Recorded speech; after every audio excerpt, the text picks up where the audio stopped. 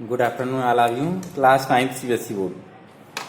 देखिए आज हम लोग हिंदी में गद्य खंड पढ़ेंगे। गद्य खंड में पहला चैप्टर है आपका मुंशी प्रेमचंद का दो बैलों की कथा।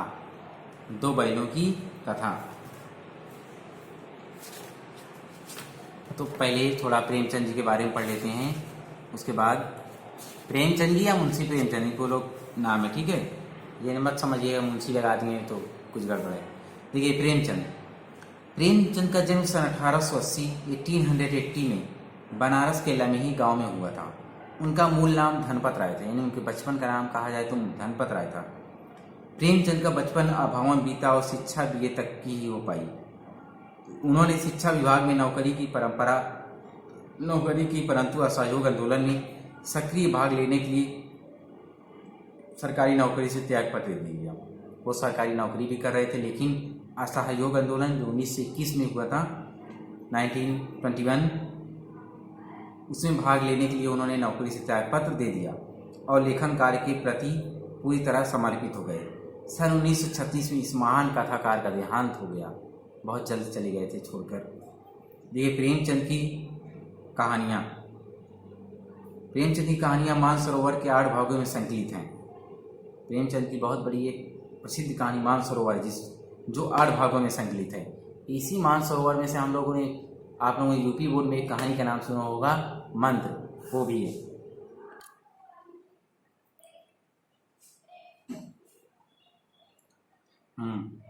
इसके अलावा इनके बहुत से उपन्यास हैं। सेवा सदन, प्रेमाश्रम, रंगभूमि, कायाकल्प, निर्मला, गबन, कर्मभूमि, गोदान इनके प्रमुख उपन्यास हैं।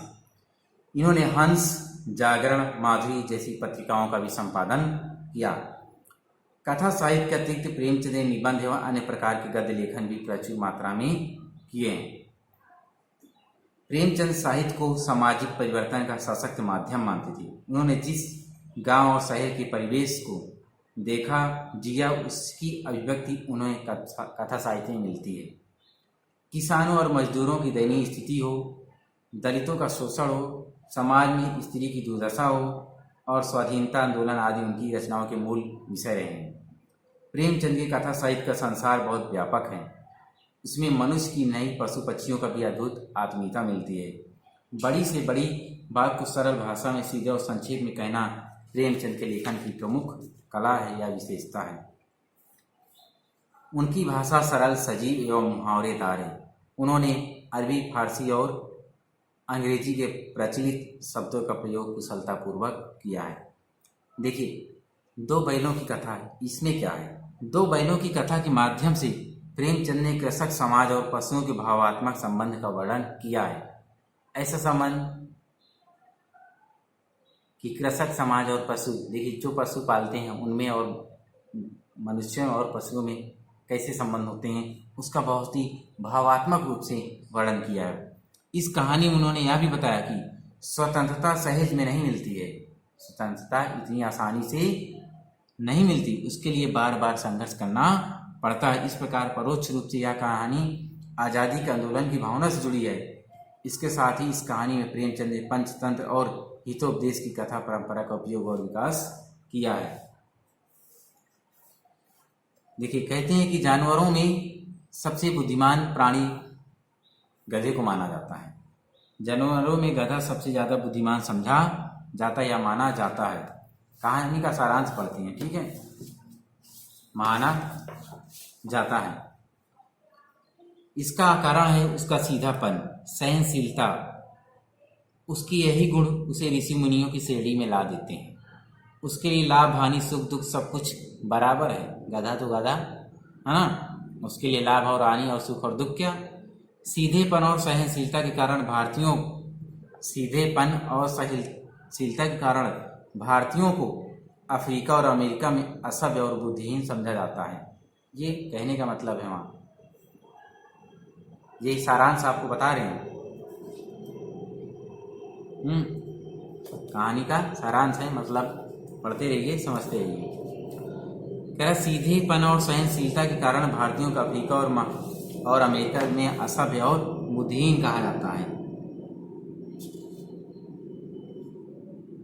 बुद्धिहीन समझा जाता है। गधे से कुछ कम सीधा उसका भाई भी है। गधे से कुछ कम सीधा उसका भाई भी है, जिसे बैल के नाम से जाना जाता है। जिसे बैल के नाम से जाना जाता है। परंतु यह कभी कभी अड़कर अपना संतोष प्रकट कर देता है। परंतु यह कभी कभी क्या होता है, अड़ जाता है। अड़ मतलब मुड़कर पीछे मार देता है, जिससे लगता है विरोध कर रहा है। इस कारण इसका स्थान गधे से कुछ थोड़ा ऊपर हो गया है। जैसे आपकी बुक में दिया है, हम जब किसी आदमी को परले दर्जे का बेवकूफ़ कहना चाहते हैं, हम जब किसी आदमी को दूसरे दर्जे का, ये कहें कि बेकार एकदम दर्जे का कहते हैं कि बहुत बेवकूफ़ कहना चाहते हैं, तो हमेशा हम उसको गधा कहकर बुलाते हैं। क्या कहते हैं? गधा कहकर बुलाते हैं।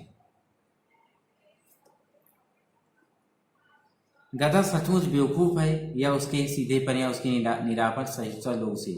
गधा या तो सच में बेवकूफ़ है या लोग उसके सीधेपन के कारण ऐसा कहते हैं, इसका निश्चय नहीं किया जा सकता। गाय सींग मारती हैं, ब्याही हुई गाय तो अनायास से सींग का रूप धारण कर लेती हैं।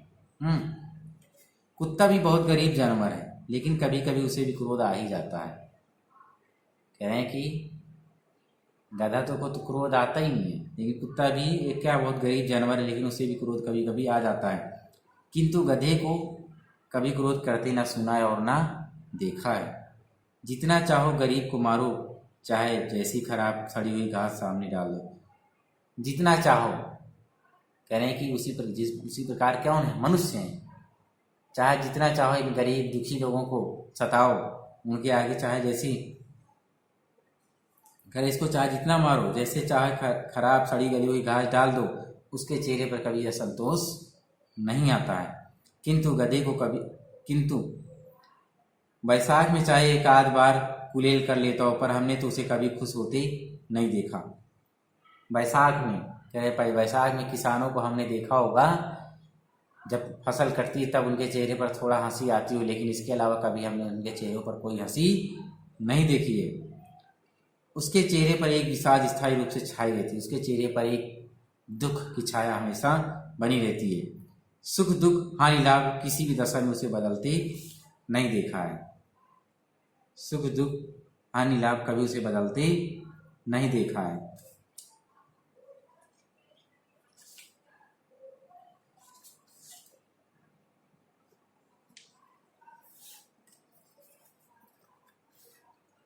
देखिए आगे अभी बताया, जैसे गधे का एक छोटा भाई है और भी है, उससे कम ही गधा है, और वह है बैल। और वह क्या है? बैल। जिसका अर्थ हम गधे का प्रयोग करते हैं, उसी से कुछ मिलते जुलते हम लोग बछिया के ताऊ का भी यानी गधे का भी प्रयोग करते हैं। कुछ लोग बैल को शायद बेवकूफ़ों में सर्वश्रेष्ठ कहेंगे। आप लोगों ने सुना होगा ना, किसी न किसी को कहते हुए आसपास हो रहे हैं एकदम से बैल है, या किसी को कहते गधा है, ऐसे सुना होगा ना। वही कह रहे हैं कि एक बेवकूफ़ और है, कौन? बैल, और यह गधे का छोटा भाई है। कुछ लोग बैल को शायद बेवकूफ़ों में सर्वश्रेष्ठ कहेंगे, मगर हमारा विचार ऐसा नहीं है। बैल कभी कभी मारता भी है, यानी वह कभी कभी जवाब भी दे देता है ज़्यादा किए तो। कभी कभी अड़ियल बैल भी देखने में आता है, और कभी कभी वह अड़ियल यानी मूर्खतापूर्ण कार्य भी करता है। गुस्सा आ गया तो समझ लीजिए। और भी कई रीतियों से अपना असंतोष प्रकट कर सकता है, और भी कई प्रकार से वह अपने गुस्सा या असंतोष पर, अतः इसका स्थान गधे से थोड़ा नीचे है, या ये कहें कि ये थोड़ा ऊपर है।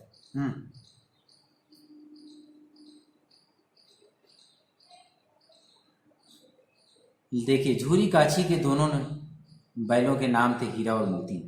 झूरी काछी, झूरी एक किसान था, उसके दो बैल थे जिनका नाम था हीरा और मोती। पछाई जाति के दोनों बैल ऊंचे डील डौल वाले, देखने में सुंदर तथा काम में चौकस थे। क्या करें, देखने में सुंदर और काम में चौकस डील वाले थे। दोनों में इतनी घनिष्ठता थी कि एक दूसरे के मन की बातों का अनुमान लगा लेते थे। कहें दोनों में इतनी घनिष्ठ मित्रता हो गई कि एक दूसरे की बातों का, क्या कह रहा है कि बहुत दिनों तक साथ साथ रहते से भाईचारा हो गया, यानी इतनी घनिष्ठ मित्रता हो गई कि दोनों आमने सामने आसपास बैठे हुए एक दूसरे की मुख भाषा में एक दूसरे की भाषा को आसानी से समझ लेते थे, एक दूसरे के विचारों को आदान प्रदान कर लेते थे। एक दूसरे की मन की बात को कैसे समझ जाता था हम नहीं कह सकते हैं। कह रहे हैं कि वे एक दूसरे की बातों के या भावों को वह कैसे समझ लेते थे यह हम नहीं जानते हैं। रहने खाने और एक साथ भाव में कभी कभी सींग भी साथ में मिला लिया करते थे। क्या कह रहे हैं? कह रहे अवश्य उनमें कोई ऐसी गुप्त शक्ति होगी, अवश्य उनमें कोई ऐसी गुप्त शक्ति होगी या ऐसी कोई भावना होगी जिससे जीवों में भी श्रेष्ठता का दावा मनुष्य वंचित है। पशुओं में ऐसी कोई भावना या ऐसी कोई शक्ति है जिससे वे अपनी भावनाओं को प्रकट कर सकते हैं, प्रकट कर सकते हैं या करते हैं। कभी कभी वे लोग सींग भी मिला लिया करते थे, जिससे पता चलता है कि वे अपनी भावनाओं को क्या करते हैं, प्रकट कर रहे हैं। विग्रह के नाते से केवल विनोद के भाव से, आत्मीयता के भाव से, जैसे दोस्तों में घनिष्ठता हो तो धौल धाप होने लगता है। इसके बिना दोस्ती कुछ फुसफुसी, कुछ हल्की सी रहती है, जिस पर ज़्यादा विश्वास नहीं किया जा सकता है। कह रहा दिन भर काम के बाद शाम को दोनों एक दूसरे को सूंघ कर, दोनों एक ही साथ नान में मुंह डालकर खाते थे और एक ही साथ मुंह को उठाते भी थे। संयोग से देखिए क्या होता है, एक साथ नान में मुंह डालते थे और एक साथ खाते थे, इतना प्रेम था दोनों में। संयोग से की बात है कि झूरी एक बार गोई को ससुराल भेज दिया। संयोग की बात है कि झूरी दोनों बैलों को अपनी ससुराल भेज दिया।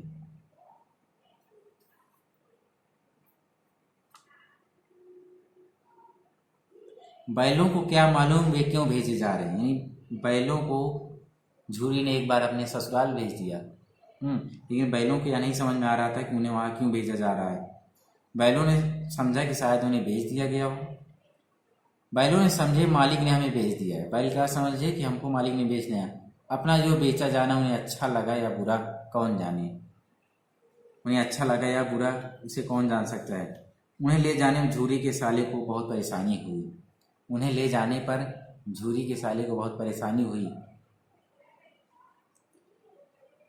झूरी के साले गया तो घर तक गोई ले जाने में दांतों का पसीना आ गया। पीछे से हाँकता तो दोनों दाएं बाएं भागते, पगड़िया पकड़कर आगे से खींचता, यानी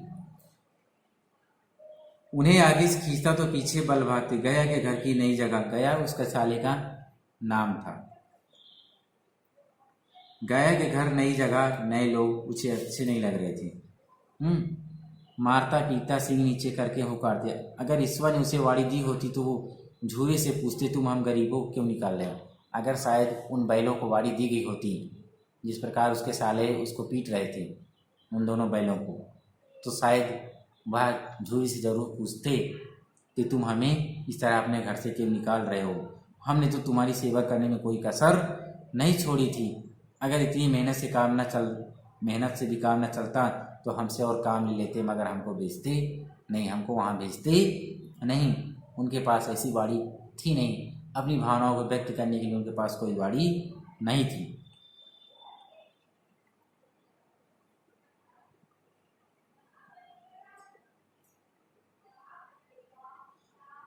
हमने देखिए और क्या, हमें तो तुम्हारी चाकरी में मर जाना कबूल था। हमें तो तुम्हारी चाकरी में, तुम्हारे खूटे यानी तुम्हारे घर पर, तुम्हारे द्वारे पर मरना हमें कबूल था। हमें कहीं और मरना कबूल नहीं है। हमने कभी दाने चारे की शिकायत तुमसे नहीं की। हमने कभी भी तुमसे दाने चारे की शिकायत नहीं थी। जो भी रूखा सूखा तुमने दिया हमने उसे खाकर अपना जीवन या ये कहीं अपना पेट भर लिया। कभी भी हमने तुमसे इन सब चीज़ों की शिकायत नहीं की। परंतु क्या कह रहे हैं, कहें तुमने जो कुछ खिलाया वह सिर झुकाकर हमने खा लिया था। रूखा सूखा सब कुछ हमने खा लिया। फिर तुमने हमें इस जालिम के हाथों क्यों भेज दिया। वो यही समझ रहे थे कि हमें भेज दिया। फिर वही कह रहे हैं कि तुमने हमें इस जालिम के हाथों क्यों भेज दिया या हमें क्यों इतना मारपीट रहा है। संध्या का समय था। संध्या का समय था। दोनों बैल अपने नए स्थान पर पहुंच गए, नई जगह पर, नए गांव पहुंच गए। दिन भर के इस भूखे थे, वे दिन भर के भूखे चलते हुए भूख गए थे। लेकिन जब नाद में लगाए गए तो एक भी मुँह उसमें, जब नाद में यानी उनकी चरही जिसको बोलते हैं उसमें खाना दिया गया, सॉरी भूसा या उनका खाना जो भी है उसको दिया गया, तो उसमें उन्होंने मुंह तक नहीं डाला, यानी उसे खाए एक भी निवाला खाना नहीं खाया। दिल भारी हो रहा था उनका दिल भारी हो रहा था, उनका हृदय बहुत घबरा रहा था। वह हृदय से बहुत दुखी थे। जिसे उन्होंने अपना घर समझ रखा था वह आज उनसे छूट गए। जिसे उन्होंने अपने झूरी घर को वे लोग अपना घर समझ लिए थे, आज वह घर उनसे छूट गया है। इसलिए उनका दिल बहुत दुखी था। यह नया घर, नया गांव, नए आदमी उन्हें बेगानों से लगते थे। यह नए घर, नए लोग, नया गांव, ये सब उन्हें बेगाने, पराये से लगते थे। इनमें कोई अपनापन उनको नजर नहीं आता था। दोनों ने अपनी मूक भाषा में सलाह की। फिर दोनों ने अपनी मूक भाषा में एक दूसरे से बात की, सलाह की, एक दूसरे की कनखियों से देखा, एक दूसरे की ओर उन्होंने देखा, एक दूसरे की ओर देखा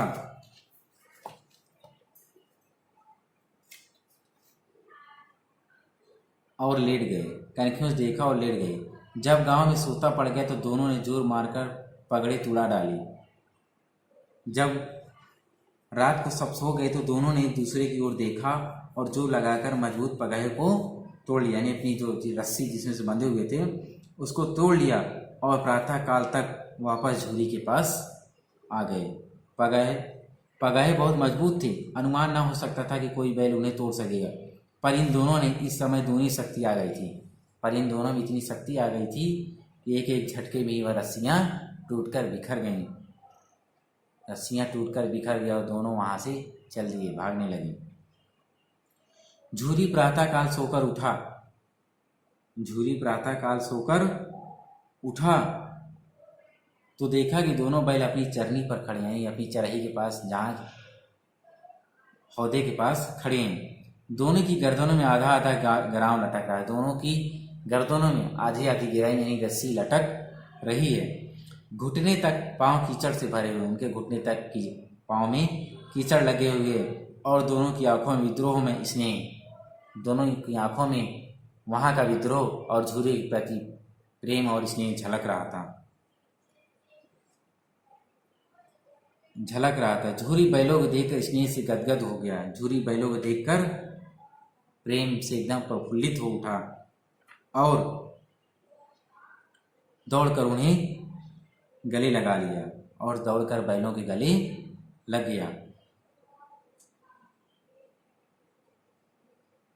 प्रेमालिंगन और चुम्बन का वह दृश्य बड़ा ही मनोहर था।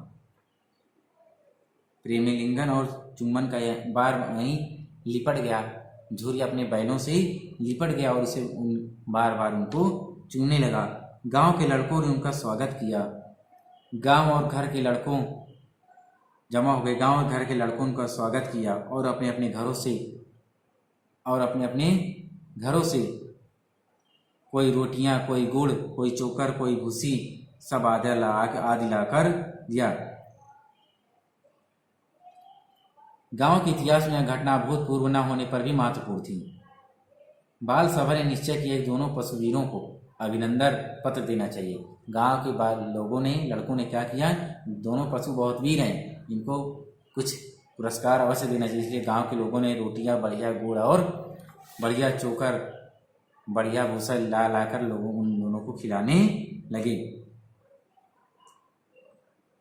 बैलों के यूं भाग कर चले आने से झूरी की पत्नी नाराज हुई थी। बैलों के भाग चले आने से झूरी की पत्नी नाराज हो गई थी। एक बालक ने कहा, ऐसे बैल किसी के पास ना होंगे। एक बालक ने तो कहा, ऐसे बाल गांव में किसी और के पास नहीं होंगे। दूसरे ने समर्थन किया, इतनी दूर से दोनों अकेले चले आए। दूसरे ने कहा कि दोनों इतने बहादुर थे, इतनी दूर से दोनों अकेले चले आए। तीसरा बोला, बैल नहीं है, वे उस जन्म के आदमी थे। तीसरा लड़का क्या बोला, ये बैल नहीं है, ये पिछले जन्म के आदमी हैं, कहें कि वे उस जन्म के आदमी हैं जो इतना जानते हैं, समझदार हैं। इसका प्रतिवाद करने का किसी को साहस ना हुआ, यानी इसका प्रतिवाद, या ये कहें इन जो ये बालक जो कह रहे थे, इनकी बातों का उत्तर देने के लिए, उत्तर देने का साहस किसी के पास नहीं था। झूरी की स्त्री बैलों के चले आने पर बहुत नाराज हो गई थी। झूरी की स्त्री ने बैलों के द्वार पर देखा तो जल उठी, नाराज हो गई, बोली कैसे नमक हराम है बैल हैं, एक दिन वहाँ काम न किया और भाग खड़े हुए। बोली कि कैसे नमक हराम बैल हैं, एक दिन वहाँ काम न किया और भाग कर चले आए।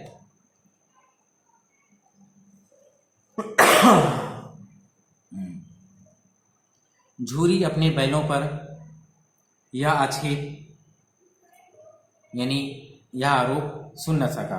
नमक हराम क्यों, चारा दाना ना दिया होगा तो क्या करते। झूरी ने कहा नमक हराम नहीं है, इन्हें चारा दाना नहीं दिया इसलिए चले आए। स्त्री ने रोब के साथ कहा बस तुम ही तो बैलों को खिलाना। स्त्री ने कहा, उसकी पत्नी कहा बस तुम ही तो बैलों को खिलाना जानते हो, और तो सब पानी पिला पिला कर रखते हैं। झूरी ने चिढ़ाया, चारा मिलता तो क्यों भागते। झूरी ने अपनी पत्नी कहा कि चारा मिलता तो क्यों भाग के आते, यानी तुम्हारे भाई ने चारा खिलाया नहीं इसलिए ये भाग कर यहाँ चले आए। स्त्री चिढ़ गई, उसकी पत्नी और चिढ़ कर भागे, इसलिए कि वे लोग तुम जैसे बुद्धों की तरह बैलों को सहलाते नहीं हैं।